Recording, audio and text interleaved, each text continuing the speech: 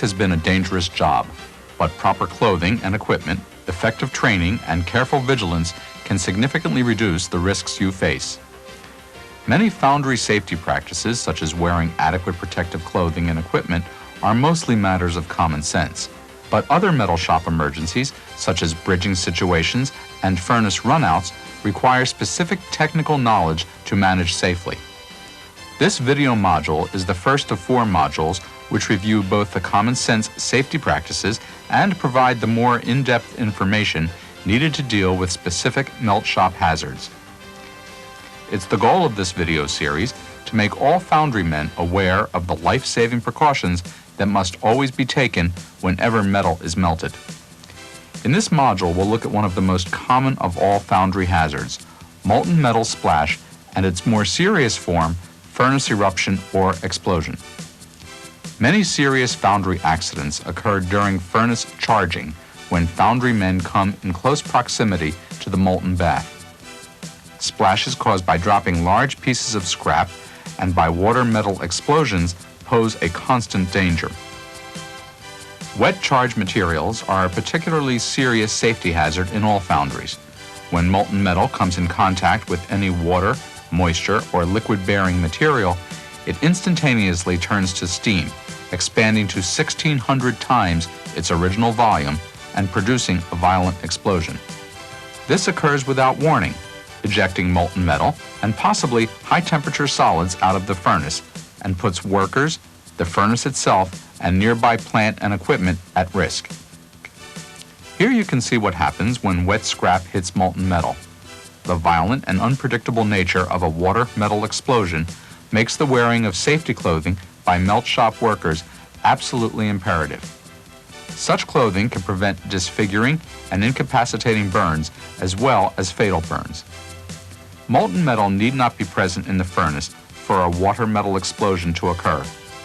Explosions also can occur if sealed drums or containers containing water or even moisture are charged to an empty but hot furnace. In this case, the force of the explosion will eject the newly charged material and quite likely damage the refractory lining as well. If a foundryman's first line of defense against death or injury is safe equipment and training that enables him to operate it properly under both routine and emergency conditions, his final line of defense is his safety clothing. Wearing the proper protective clothing can mean the difference between walking away from a foundry catastrophe or being killed or injured. There are 2 types of protective clothing worn in a foundry: primary and secondary protective clothing. Primary protective clothing is the gear which you wear over your secondary clothing when there is significant exposure to radiant heat, molten metal, splash, and flame. It is designed to give you the greatest protection.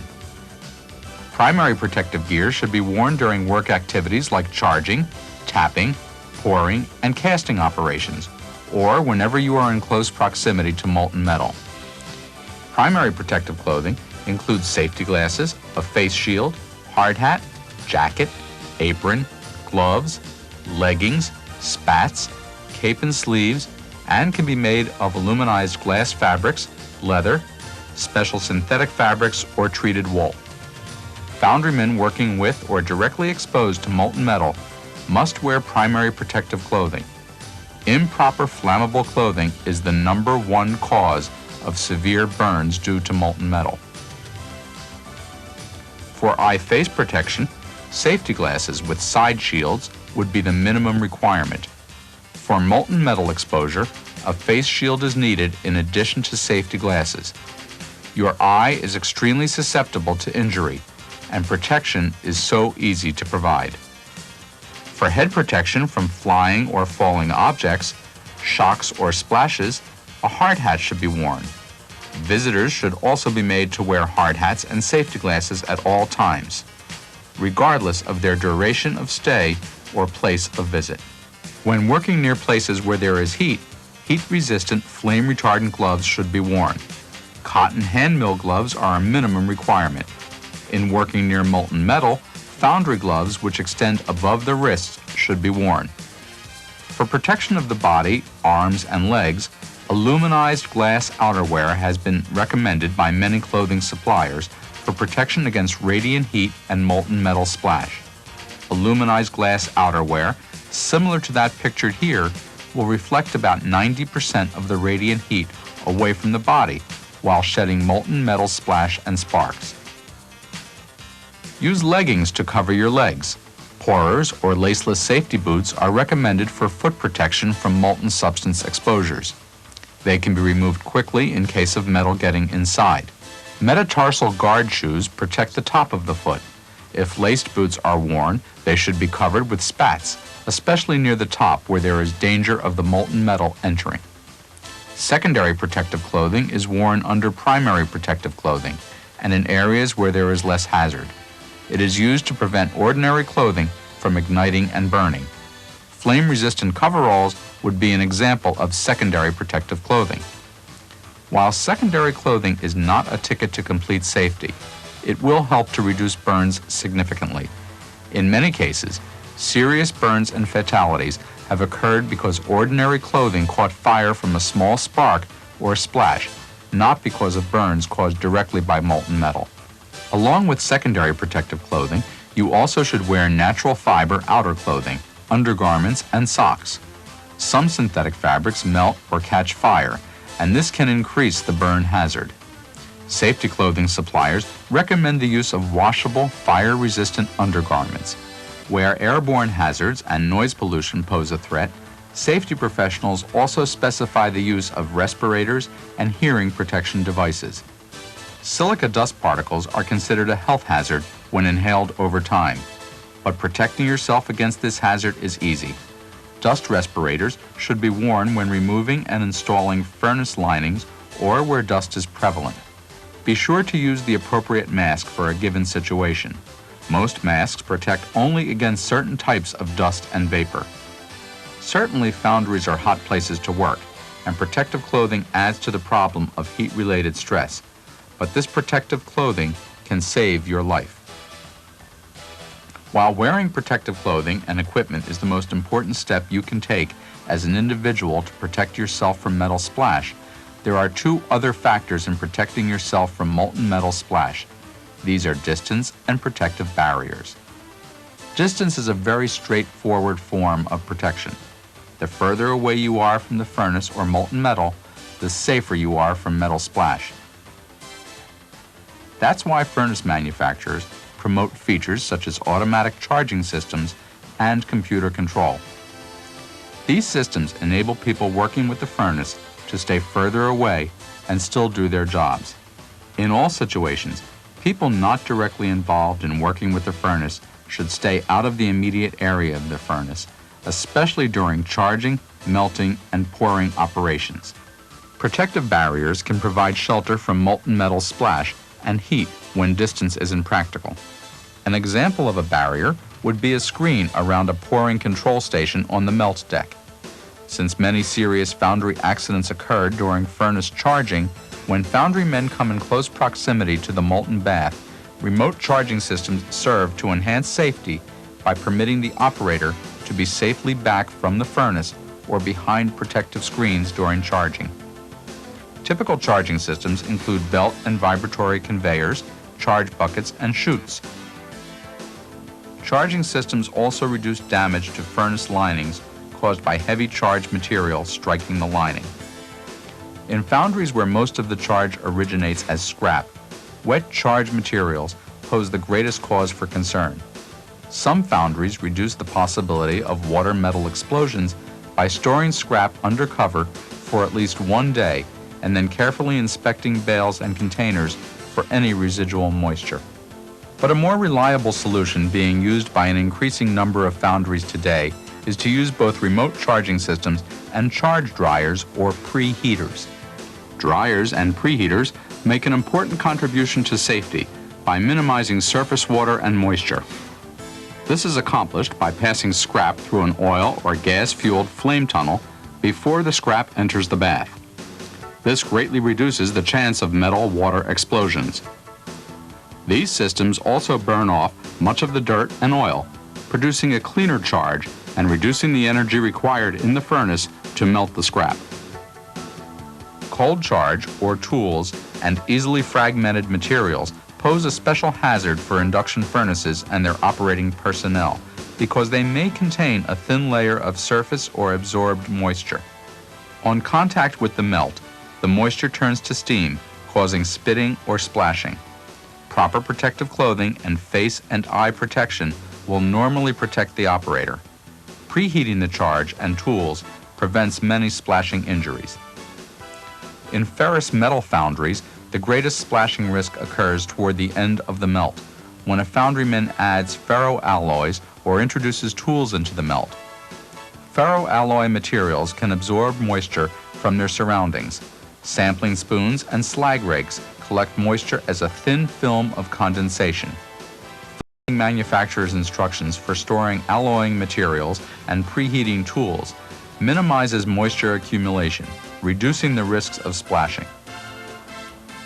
In a non-ferrous foundry, spitting or splashing can accompany the introduction of ingots into the melt, as surface condensation comes in contact with molten metal. Ideally, ingots should only be placed in an empty furnace or on top of solid foundry returns. Ingots added to a molten pool should be preheated or introduced using a remote charging system. The combined use of drying and preheating systems and remote charging systems can significantly reduce accidents related to furnace charging operations. In summary, foundries can provide maximum safety from molten metal splash by preheating or drying charged materials before they are put into the furnace, by using remote charging systems, by providing protective barriers or screens for melt deck workers, by keeping anyone not involved in the melting operations a safe distance away from the furnace, by providing safety clothing and personal protective equipment to workers and visitors and requiring that it be worn. As a foundry worker, you can assure yourself the greatest protection from metal splash by wearing the proper primary and secondary safety clothing and personal protective equipment. You must never lose sight of the fact that working with molten metal in a foundry is serious business and involves many hazards, ranging from minor burns to fatal burns. But by being aware of the dangers and taking the appropriate steps to safeguard yourself, you can reduce the day-to-day risks associated with your work.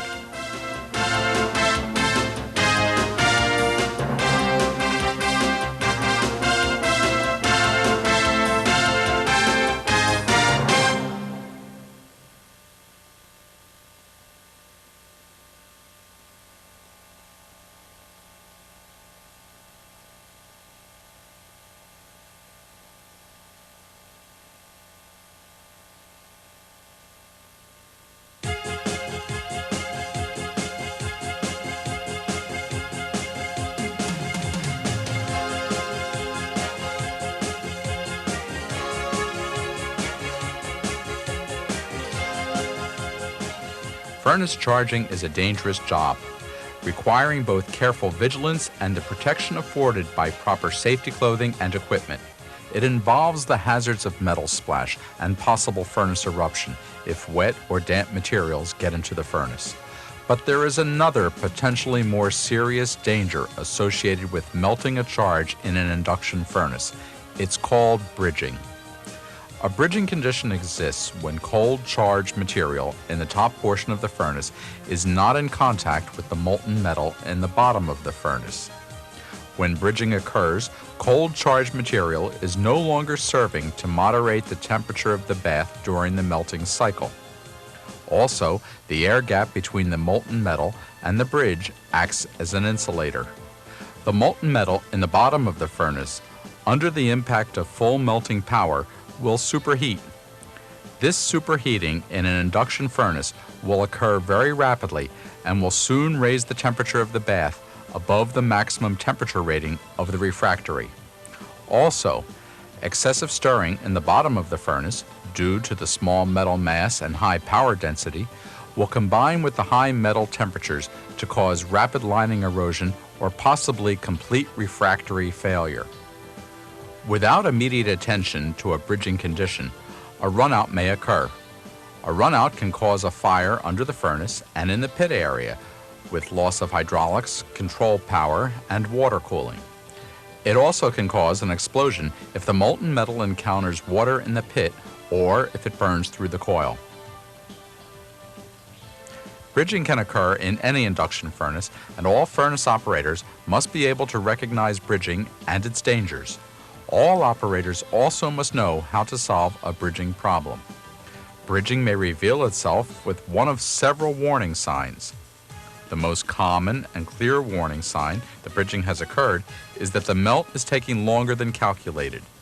If the charge is not melting down into the furnace as expected, or if there is solid metal in the top of the furnace when the operator would normally expect the bath to be fully molten, the operator must switch off power immediately.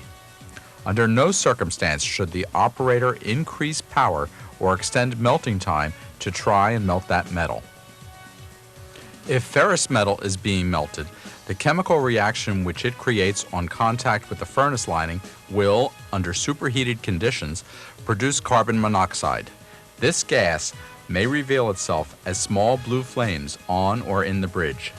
The appearance of these flames indicates the bridge may be pressurized and it must not be breached.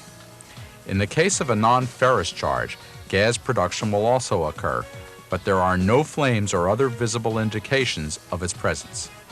If a bridge occurs, power must be turned off immediately until the bath temperature is known. If the bridge has completely sealed the top of the furnace, pressure may build up between the molten metal and the bridge. If this has happened, it's safest to allow the molten metal to freeze. If it can be determined that the bridge has not sealed the top of the furnace and that pressure has not built up within the furnace may be tilted to attempt to melt out the bridge. Put a ladle in front of the furnace to catch any metal that may spill out. Then tilt the furnace carefully until the molten metal is in contact with the bridge material, approximately 45 degrees. The molten metal will then melt a hole in the bridge. Power must be off while melting out the bridge. All unnecessary personnel should be kept away from the furnace while melting out a bridge. Do not stand in front of the furnace. Under no circumstances should an oxygen lance or burning bar be used to cut through the bridge. After a hole has been melted through the bridge, return the furnace to the upright position. Then, check the temperature to make sure the molten metal is not superheated. Begin adding charge through the hole in the bridge to raise the bath level. This brings the molten metal into contact with the bridge, melting it into the bath. Adding charge also will cool the molten metal, and power may have to be reapplied to maintain the proper pouring temperature. However, power must not be turned on if there has been a ground leak detector trip indicating metal to coil penetration, if the variable frequency power supply had been running at a higher than normal frequency, or if the fixed frequency power supply required more than the normal number of capacitors to be switched in, indicating an eroded lining, if there is excessive surface lag visible, evidence of serious lining damage, or if the water temperature in the coil is higher than normal. Each of these conditions indicates that molten metal may be next to the coil and requires an immediate evacuation of the area until the metal in the furnace has completely solidified. If none of these conditions exists, the melt can continue. Once the bridge has been melted away, the furnace should be poured empty as soon as possible so the lining can be examined for any signs of damage. If there is any doubt about the integrity of the lining, replace it. The chance of a bridging situation occurring can be minimized by using proper charge material and by making sure that different sizes of charge material are added correctly. It is vital that every furnace operator be able to recognize and react correctly to a bridging situation in his furnace. His life and the lives of his co-workers may depend on it.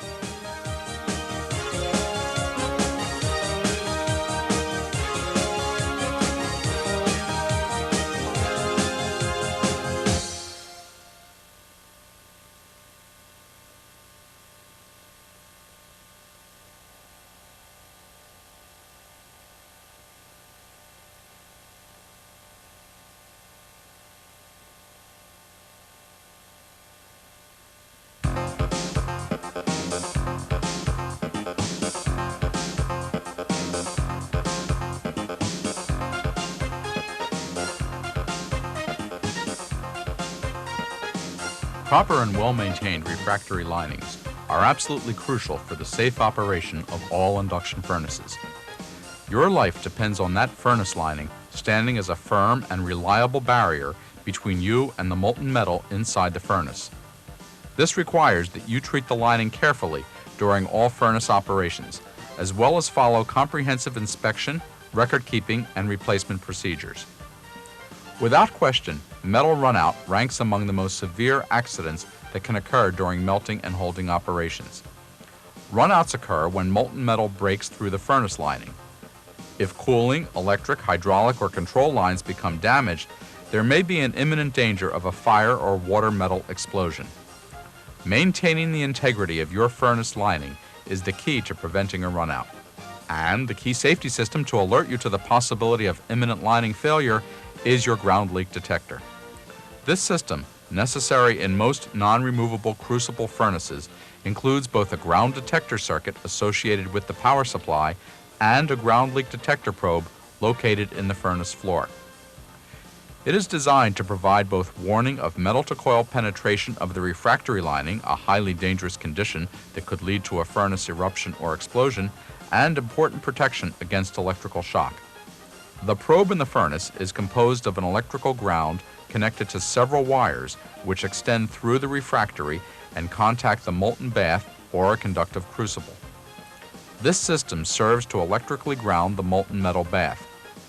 In some small furnaces with non-conductive, non-removable crucibles, where the bath cannot be practically grounded, the ground leak detector probe may take the form of a wire cage located between the crucible and coil. This wire cage serves to ground the bath if metal penetrates through the crucible. Both of these probe configurations provide shock protection to melt deck workers by assuring that there is no voltage potential in the molten bath. If molten metal were to touch the coil, the ground leak detector probe would conduct current from the coil to ground. This would be detected by the ground detector module, and the power would be shut off to stop any coil arcing. As a normal safety precaution, power to the furnace always should be turned off during slagging, sampling, and measuring. To keep the ground leak detector probe working properly in a furnace with a rammed lining, care must be taken when installing the lining to ensure that the ground leak detector probe wires come into contact with the bottom of the lining form. Also, when patching a furnace lining, it is essential that the ground leak detector probe wires remain exposed, permitting contact with the furnace bath. It is important to check your furnace's ground leak detector probe frequently, because it can be covered during improper furnace relining, can burn off, can be isolated by slag, or otherwise can be prevented from providing a sound electrical ground circuit. But the goal of all safe induction operations is not to have a refractory lining fail while in service. When furnace linings fail, it's usually for one of these reasons. The wrong refractory material was used for a particular application. The refractory was inadequately or improperly installed. The normal lining wear produced by the inductive stirring of the metal was not monitored, and the lining was allowed to become too thin. Physical shocks or mechanical stress damaged the lining. Excessive temperatures or thermal shocks damaged the lining. And finally, slag or dross was allowed to build up. Any one of these situations can result in a metal runout from an induction furnace. Let's look at each in more detail. Choosing the right refractory material for your specific melting or holding application is the first step in preventing a furnace runout. The best way to select the right refractory is through close consultation with your refractory supplier. Proper installation of the lining is as important to the safe operation of the furnace as the selection of the right material for your application. Again, follow the installation recommendations of your refractory supplier. It also is especially critical that you exactly follow the refractory manufacturer's procedures for drying and sintering, and never hurry this project. In induction furnaces, refractory linings and crucibles are subject to normal erosion due largely to the inductive stirring caused by the induction furnace's magnetic field. In theory, refractory wear should be uniform, but in practice the most intense wear occurs at the slag metal interface, where sidewalls join the base, and at thin spots caused by poor lining procedures. The entire furnace should be visually inspected whenever it is emptied. Special attention should be paid to these high wear areas, and observations should be accurately logged. Eroded or damaged linings must be repaired or replaced immediately.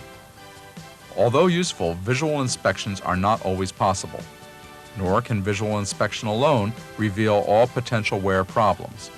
Some critical wear areas, such as the lining forming the inductor box of channel furnaces, remain covered with molten metal between relinings. The presence of a low-density refractory area can likewise escape notice during visual inspections. These limitations make lining wear monitoring programs essential. In situations where frequent visual inspections of coilless furnaces are not practical, when, for example, they are used for continuous holding and dispensing, operators should remain alert for two important warning signs of lining wear: attainment of maximum power at a lower than normal applied voltage, or higher than normal operating frequency in variable frequency power supplies, and in fixed frequency units, an increase in the number of capacitors needed to be switched into the circuit to maintain unity power factor. Useful though they may be, changes in electrical characteristics must never be thought of or used as a substitute for physical measurements of the lining itself. The sudden or cumulative effects of physical shocks and mechanical stress can also lead to a failure of refractory material. Bulky charged material dropped into an empty furnace can easily cause the lining to crack upon impact. Remotely controlled automated charging systems are engineered to put charged materials into the furnace without damaging its lining. Refractory manufacturers take furnace temperature extremes into account in formulating their products. For this reason, it is important that refractory materials be used only in applications that match a product's specified temperature range. Slag or dross is an unavoidable byproduct of melting metal. Chemical reactions between the slag or dross and the melt increase the rate at which the lining erodes. Remember, your furnace's refractory lining is all that stands between you and the molten metal in your furnace. Select it carefully, install it properly, treat it with care, inspect it frequently, keep careful logs, and remove it immediately when it is worn out or damaged. Your life and that of your coworkers may depend on how well you install and maintain every lining. Before leaving this safety topic, let's look at the protection afforded by spill pits and the hazard of refractory dust. It's important to be prepared to deal with a furnace runout should one occur. That's why no induction melting furnace should be operated without adequate, carefully maintained, and dry spill pits. These pits, often called RUNOUT pits, are located under and in front of induction furnaces. They serve to contain safely any molten metal spilled from the furnace as a result of accident, runout, or dumping of the furnace in an emergency. Without adequate pits, spilled molten metal would flow across the foundry floor, endangering workers and damaging furnaces, other equipment, and structures. This free-flowing spilled metal also could produce devastating fires and explosions. Spill pits must be kept completely dry at all times. This requires careful vigilance since these pits are low points and easily catch water from leaks, cleaning operations, or ground seepage. Wet pits are bombs waiting to explode. If molten metal comes into contact with water in the pit, it is likely to produce a bomb-like blast, with molten metal flying everywhere.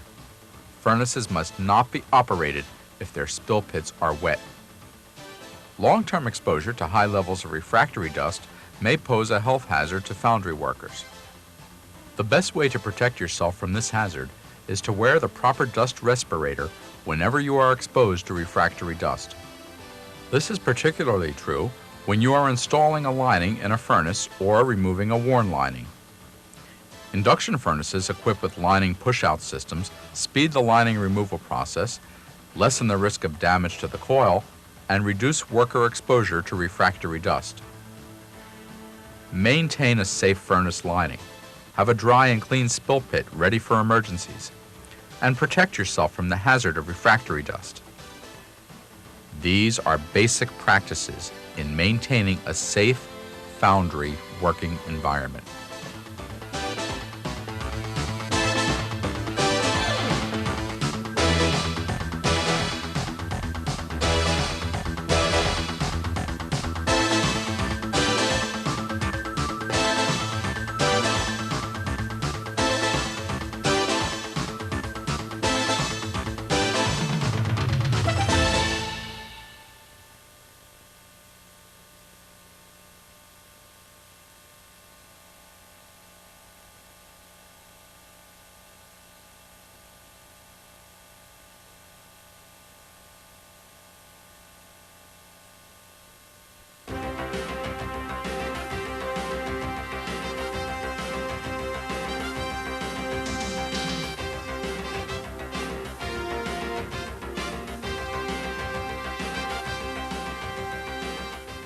While many electrical systems in foundries are similar to those in other industries, a foundry's induction melting system involves high levels of electrical power, levels more commonly associated with power company substations.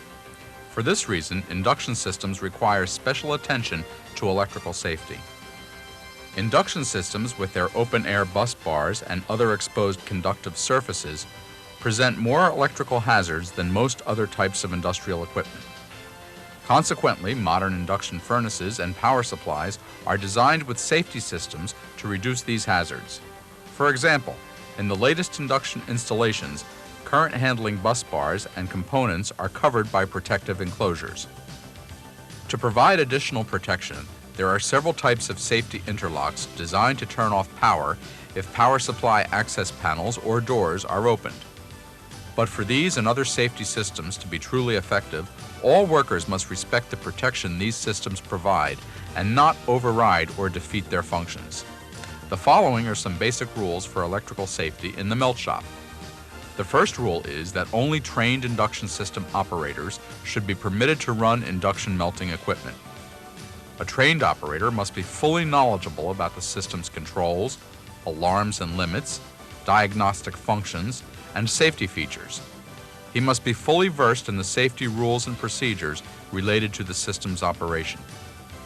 To keep all personnel alert to the dangers associated with induction electrical systems, warning notices must be posted on all equipment that operates at high voltages, and these notices must not be removed or covered.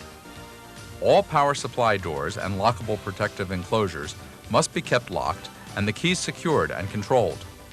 Unless an induction system operator is also a trained electrical service technician, he should never open the power supply cabinet doors or be allowed access to any secured high voltage areas. Next, induction melting equipment should not be run if any safety systems are inoperable, such as the ground leak detector or probe, door interlock switches or locks, or capacitor pressure switches. Finally, power supplies must be turned off whenever any process involving worker contact with the metal bath is taking place, such as taking samples, checking metal temperature, or slagging. This is to prevent shock or electrocution if the metal bath were to come into conductive contact with the induction coil. In addition to the safety interlocks designed to turn off power automatically when power cabinet service access doors are opened, modern induction melting equipment normally includes a variety of other key safety systems. Ground leak detection systems turn off power if metal in the furnace comes close to or touches the induction coil. This serves both to help prevent a runout and to reduce the chance of shock or electrocution from power conducted through the bath. Ultra-fast acting solid-state circuit breakers on larger systems and current-limiting reactors and quick-acting circuit breakers on smaller systems provide protection against component failure and major line disturbances. Secondary isolation from the incoming power utility line may be provided through an isolation transformer located between the inverter and the furnace. Primary isolation may be provided by locating a transformer between the incoming power line and the inverter. Capacitor pressure switches detect capacitor malfunctions that can lead to pressure buildup inside the capacitor case. If undetected, this pressure buildup may cause capacitors to explode. Pressure switches help prevent this by shutting down the power supply if pressure builds up. In many advanced induction power systems, self-diagnostic controls not only prevent the unit from operating when a fault is detected, but also identify the location of the fault. In servicing induction equipment, supervisors need to be especially aware of electrical safety. It is imperative that they impress on even their most experienced maintenance workers that shortcuts, such as overriding safety interlocks, are totally and completely unacceptable when working with even the smallest induction furnaces and power supplies. The following procedures will help minimize the risk of electrical accidents while servicing induction furnace coils, power supplies, and conductors.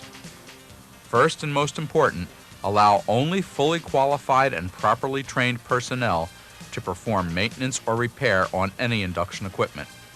And before any maintenance or repair work is done, ensure that the equipment is disconnected and locked out.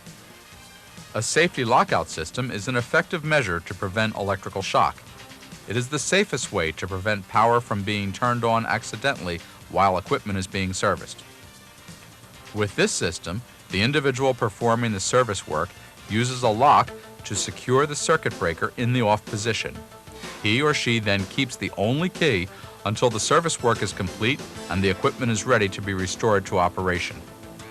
At that time, the same individual who put on the lock removes it, allowing the breaker to be closed and power to be turned on.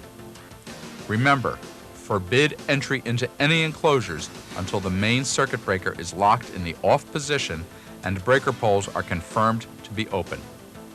Even then, wait 5 minutes after opening a breaker before opening cabinet doors. This allows capacitors time to discharge harmlessly. Next, test all bus bars for residual voltage before touching anything. Be aware that there are some areas inside the power supply that are on the incoming side of the breaker and remain energized even after the breaker is off. In newer units, these are marked and protected by individual covers. If you remove such a cover, you must replace it after the area has been serviced.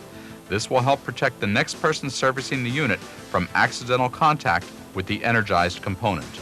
If the power supply energizes more than one furnace, leads to the furnace undergoing maintenance or repair must be disconnected from both ends of the coil and the furnace induction coil grounded. Typically, induction furnaces require two separate electrical systems. One for the operating system, such as the cooling system, furnace tilting, and instrumentation, and the other for the induction coil power. Electricity for the induction coils normally is furnished by a specially designed power supply connected to a three-phase high-voltage, high-amperage utility line. This means that foundry workers cannot assume that the power to the furnace coil has stopped just because service has been interrupted to the furnace's cooling system or hydraulic pumps. In foundries, as in many other manufacturing operations, moving equipment poses a trapping hazard to the unwary. Trapping occurs when all or part of a worker's body becomes caught between moving equipment and another object or structure. Trapping hazards on the melt deck may include moving charge buckets carried by overhead cranes, traversing or pivoting charge conveyors, belt conveyors, moving ladles, and tilting furnaces. Induction furnaces tilt forward to pour, then return to the upright position for charging and melting. While in motion, they can pose special hazards for foundrymen. One preventable accident occurs if a foundryman's feet become trapped between a descending furnace top plate and the working platform. Ideally, a foundryman should know the path a furnace or other piece of mobile equipment will travel when it is set into motion, and remain behind designated safety barriers until the machine completes its duty cycle and returns to its normal resting position. Trapping also is a hazard during maintenance operations when workers must be within a piece of equipment's motion path. That's why special steps must be taken to disable the equipment electrically by locking out the power and securing the equipment mechanically before maintenance work begins. In a foundry, this is particularly true of furnaces. If work is to be performed on a tilted furnace, for example pushing out a lining, the furnace must be secured in the upright position with a mechanical support. Reliance on hydraulics alone could lead to the furnace dropping without warning, causing injury or death to anyone trapped underneath. Working with molten metal always has and always will be a dangerous occupation. Responsible foundrymen acknowledge the risks and the possibility of serious accidents.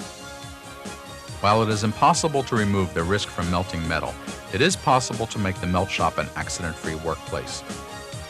Your life and that of your co-workers could depend on your attention to safety rules and procedures and on knowing what to do in emergency situations.